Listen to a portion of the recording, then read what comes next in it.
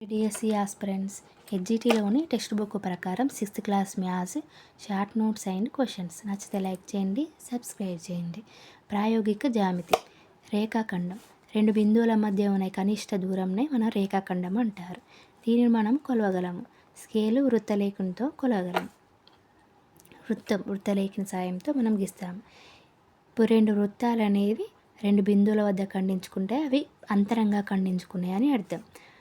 అదే రెండు వృత్తాలు ఒక బిందువు వద్ద ఖండించుకుంటే అవి బాహ్యంగా ఖండించుకునే అర్థం. రెండు వృత్తాలు అనేది రెండు బిందువులు, ఒకటి ఇది రెండు బిందువుల వద్ద ఖండించుకుంటే ఇవి అంతరంగా ఖండించుకుంటాయి. అదే రెండు వృత్తాలు ఒక బిందువు వద్ద ఖండించుకుంటే అది బాహ్యంగా ఖండించుకునే అని అర్థం. లంబరేఖలు. రెండు రేఖలు ఖండించుకుంటే వాటి మధ్య లంబకోణం అయితే అవి ఒకదానికొకటి లంబంగా ఉన్నాయని అర్థం. ఇప్పుడు రెండు రేఖలు ఖండించుకుంటాయి, వాటి మధ్య కోణం ఎంత? 90 degrees. 90 degrees అయితే అవి ఒకదానికొకటి లంబంగా ఉన్నాయని అర్థం. ఇచ్చిన రేఖకు ఒక బిందువు ద్వారా లంబంను గీయుట. ఇచ్చిన రేఖకు మనం ఒక బిందువును ద్వారా ఒక బిందువు నుంచి దాన్ని సగానికి మడిస్తే ఈ రేఖకు మనం లంబాన్ని గీయవచ్చు. నెక్స్ట్, రేఖాఖండంకి లంబ సమద్విఖండన రేఖను నిర్మించుట. ఈ రేఖాఖండానికి లంబంగా ఉండాలి మరియు ఈ రేఖాఖండాన్ని సమాన భాగాలుగా ఖండించాలి. అలాగా లంబ సమద్విఖండన రేఖను మనం గీయాలి. ఈ రేఖాఖండానికి ఎట్లా గీస్తాం? ఏబి అనే రేఖాఖండం ఎంత పొడవున్నాయి? 4 cm ఉన్నాయి. మన వృత్తలేఖన సాయంతో ఈ రేఖాఖండాన్ని పొడవు కన్నా సగానికన్నా కొంచెం ఎక్కువ తీసుకోవాలి. ఎంత అవుతుంది? 2.5. 4 cm సగానికన్నా ఎక్కువ ఎంత? 2.5. 2.5 వ్యాసార్థంతో మనం వృత్తలేఖన సాయంతో ఈ రేఖాఖండానికి పైన ఒక చాపము, కింద ఒక చాపం గీయాలి. అంతే వ్యాసార్థంతో ఇంతకుముందు ఏ నుంచి గీసాం కదా, ఇప్పుడు బి నుంచి ఇంతకుముందు గీసిన చాపాలను ఖండించాలి. ఖండిస్తే ఈ ఖండన ఏ చేపలు ఖండించుకున్నాయి మన స్కేల్ సాయంతో ఒక లైన్ గీయాలి. ఈ గీస్తే ఈ లైన్ అనేది ఈ రేఖాఖండ ఏబి రేఖాఖండాన్ని లంబ సమద్విఖండన రేఖను గీయవచ్చు. మన వ్యాసార్థం అనేది 2.5 సగానికన్నా ఎక్కువ తీసుకున్నాం, కానీ సగానికన్నా తక్కువ తీసుకుంటే ఈ చేపలు అనేవి ఖండించుకోవు.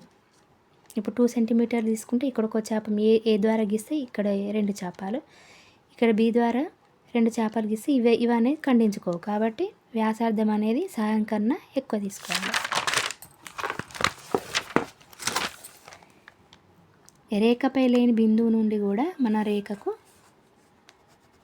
లంబరేఖను గీయవచ్చు. ఇంతకుముందు ఈ రేఖాఖండానికి ఉన్న ఈ బిందువుల సహాయంతో మనం లంబ సమద్విఖండన రేఖను గీసాము. కానీ ఈ బిందువుల సహాయం కాకుండా మనం కూడా లంబరేఖను గీయవచ్చు ఈ రేఖాఖండాన్ని.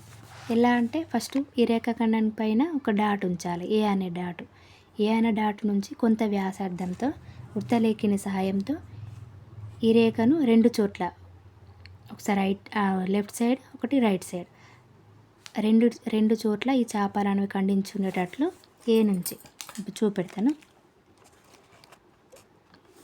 ఫస్ట్ ఈ రేఖాఖండానికి ఒక డాట్ ఉంచుకోవాలి పైన. ఈ డాట్ సహాయంతో ఈ రేఖను ఎల్ అనే రేఖ పైన రెండు చేపలు, లెఫ్ట్ సైడ్, రైట్ సైడ్, రెండు చేపలు ఖండించుకోవాలి. ఖండించుకుంటే ఖండన మిన్ను ఏమని పేరు పెడతాం? ఎన్ అని, ఇక్కడ ఎమ్ అని. అంతే వ్యాసార్థంతో ఎన్ నుంచి ఈ ఎల్ అనే రేఖాఖండానికి కింది సైడ్ ఒక చాపాన్ని, ఎమ్ము నుంచి అంతే వ్యాసార్థంతో కింద వైపు మళ్ళీ ఇంతకుముందు గీసిన చాపాన్ని ఖండించాలి. ఖండిస్తే ఈ రెండు చాపాలు ఇక్కడ ఖండించుకున్న ఏమని ఆ బిందువు పేరేంటిది? బి. కాబట్టి ఏ నుంచి బి వరకు మనం ఒక లైన్ గీస్తే, స్కేల్ సాయంతో గీస్తే ఈ ఎల్ అనే రేఖను లంబరేఖగా గీయవచ్చు. నెక్స్ట్, కొలత తెలియని కోణం నాకు సమానమైన కోణంను నిర్మించుట. ఇప్పుడు కొంత కోణం ఉన్నది, అది ఎంత అనేది తెలియదు, కానీ ఇంత సమానమైన కోణమును మనము వృత్తలేఖిని కోణమాలిని సాయంతో కాకుండా స్కేలు, వృత్తలేఖిని ఇవి రెండింటితోటే మనం ఈ కోణాన్ని గీయాలి. కోణమాలిని సాయం కాకుండా వృత్తలేఖిని స్కేల్తో మాత్రమే ఈ కోణాన్ని మనం గీయవచ్చు. అది ఎలా అంటే, ఫస్ట్ ఒక రేఖాఖండాన్ని తీసుకోవాలి. ఇది మన ప్రాసెస్ ఒకసారి ఇక్కడ చూద్దాం. చూసిన తర్వాత మళ్ళీ ఇక్కడ చెప్తాను నేను. ఫస్ట్ రేఖాఖండాన్ని గీసుకోవాలి. గీసుకున్న తర్వాత కొంత వ్యాసార్థంతో పి అనే బిందువు నుంచి పైన ఒక చాపాన్ని ఈ ఎల్ అనే రేఖాఖండాన్ని చాపాన్ని ఖండించుకునేటట్టు 2 చాపాలు గీయాలి. గీసిన తర్వాత ఈ మధ్యలో ఎంత ఉన్నది, ఈ మధ్యలో ఎంత వ్యాసార్థం ఉన్నదని చూసుకొని మనం ముత్తలేఖిన సహాయంతో బి నుంచి ఇక్కడ బి నుంచి ఈ ఈ చాపాలకి ఏమని పేరు పెట్టుకోవాలి, బి అని, పైన సి అని పేరు పెట్టుకోవాలి. వీటి మధ్యలో ఎంత గ్యాప్ ఉన్నది, ఇప్పుడు వీటి మధ్యలో ఎంత వ్యాసార్థం అనేది తీసుకొని బి నుంచి ఆ సి అనే చాపాన్ని ఖండించగలి. ఇప్పుడు బి నుంచి సి అనే చాపాన్ని ఖండిస్తే స్కేల్ సహాయంతో పి నుంచి సికి స్కేల్ సహాయంతో ఒక రేఖాఖండాన్ని గీయాలి. గీస్తే మనకు ఎంత కోణం ఉందో ఆ కోణానికి సమానం మనం ఇంకొక కోణాన్ని నిర్మించవచ్చు. ఫస్ట్ ఒక రేఖాఖండాన్ని గీయాలి. గీసిన తర్వాత కొంత కోణంతో పి నుంచి ఎల్ అనే రేఖాఖండం పైన ఒక చాపంను దానిపైన ఒక చాపాన్ని గీయాలి. నెక్స్ట్ వీటి మధ్య ఎంత వ్యాసార్థం ఉందో చూసుకొని ఈ చాపాలకు బి మరి సి అనే బిందువును ఉంచాలి. బి నుంచి ఈ సి అనే ఇప్పుడు వీటి మధ్య ఎంత వ్యాసార్థం ఉన్నదో బి నుంచి ఈ సిని ఖండించాలి. ఖండించితే మనం స్కేల్ సహాయంతో ఒక రేఖను గీయాలి. గీస్తే మనం ఈ కోణానికి సరిపడు మనం మరొక సమానమైన కోణంను నిర్మించవచ్చు. అది కోణమానం లేకుండా స్కేలు మరియు వృత్తలేఖన సహాయంతో గీయాలి. ఫస్ట్ రేఖాఖండాన్ని గీసి పి అనే బిందువు నుంచి 2 చాపాలని గీయాలి. గీసిన తర్వాత ఈ చాపాలకి ఈ ఖండించుకున్న కాడ ఏం పేరు పెట్టాలి, బి అని, సి అని. తర్వాత బీసి మధ్య ఎంత వ్యాసార్థం ఉన్నదో చూసుకొని బి సహాయంతో ఈ సి అనే దాని మీద ఖండించేయాలి. బి సహాయంతో సి అనే దాని మీద ఖండించుకుంటే ఈ కోణానికి సరిపడ మనం కోణాన్ని గీయవచ్చు. నెక్స్ట్ ఇచ్చిన కోణంకు సమద్విఖండన చేయుట. ఇప్పుడు ఎంతో కొంత కోణం ఉన్నది, దానికి సమద్విఖండన చేయాలి. ఇప్పుడు 90 ఉన్నది, 60 ఉన్నది, 60 డిగ్రీల కోణం ఇది. దీన్ని సమాన భాగాలుగా చేస్తే ఎంతది, ఇది 30 డిగ్రీస్ కావాలి, ఇది 30 డిగ్రీస్. మనం కోణమానిని లేకుండా ఈ 60 డిగ్రీలు అనేది 30 డిగ్రీస్ లాగా మనము విభజించాలి. అది ఎలాగంటే చూద్దాం. ఫస్ట్ ఒక రేఖను తీసుకోవాలి, రేఖాఖండాన్ని తీసుకోవాలి.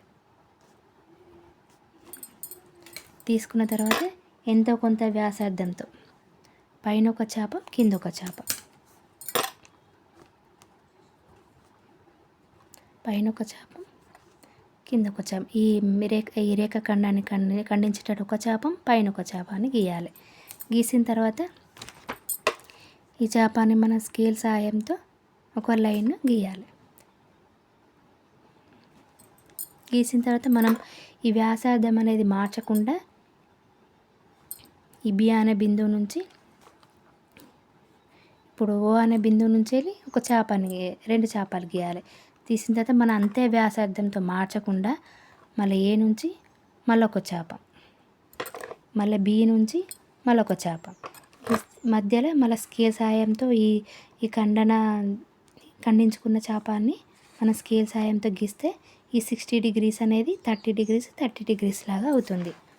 ఫస్ట్ ఏంటిది, ఒక రేఖాఖండాన్ని తీసుకోవాలి. తీసుకున్న తర్వాత ఈ బిందువు నుంచి ఈ రేఖాఖండం పైన ఒక చాపము, దానిపైన ఒక చాపాన్ని గీయాలి. ఇప్పుడు రేఖాఖండంని ఏ నుంచి ఒక చాపం పైన ఒక చాపం మన స్కేల్ సాయంతో మనం రేఖను గీయాలి. నెక్స్ట్ ఏంటిది, ఈ గీసిన చాపాల నుంచి మళ్ళీ ఒక చాపను గీయాలి. ఇట్లా అవుతుంది, మనం ఇక్కడ నుంచి గీస్తే ఈడొక చాపం అవుతుంది, ఇక్కడ ఉన్న చాపాన్ని సాయంతో ఇక్కడ ఒక చాపం అవుతుంది. స్కేల్ సాయంతో దీనిని గీస్తే ఈ 60 డిగ్రీస్ అనేది ఇటు 30 డిగ్రీస్, ఈ 30 డిగ్రీస్ లాగా మారుతుంది. నెక్స్ట్ ప్రత్యేక కొలతలు గల కోణాలను నిర్మించుట, వృత్తలేఖిని లేకుండా, కోణమానం లేకుండా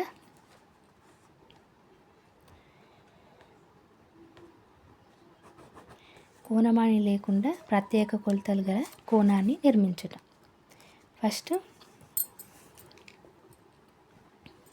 ఎంతో కొంత వ్యాసార్థంతో ఫస్ట్ రేఖాఖండాన్ని గీసుకోవాలి. గీసుకున్న తర్వాత ఓ అనే బిందువు నుంచి ఎల్ అనే రేఖాఖండం పైన ఒక చాపాన్ని, పైన ఒక చాపాన్ని గీయాలి. గీసిన తర్వాత అంతే వ్యాసార్థంతో ఏ నుంచి ముందున్న చాపాన్ని ఖండించేటట్లు మరొక చాపాన్ని గీస్తే మనకు స్కేల్ సాయంతో ఈ ఖండించుకున్న చాపాలను మన స్కేల్ సాయంతో మనం ఒక లైన్ గీయాలి. గీస్తే అది 60 degrees అవుతుంది.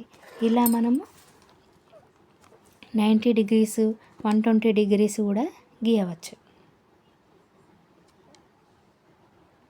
Thanks everyone.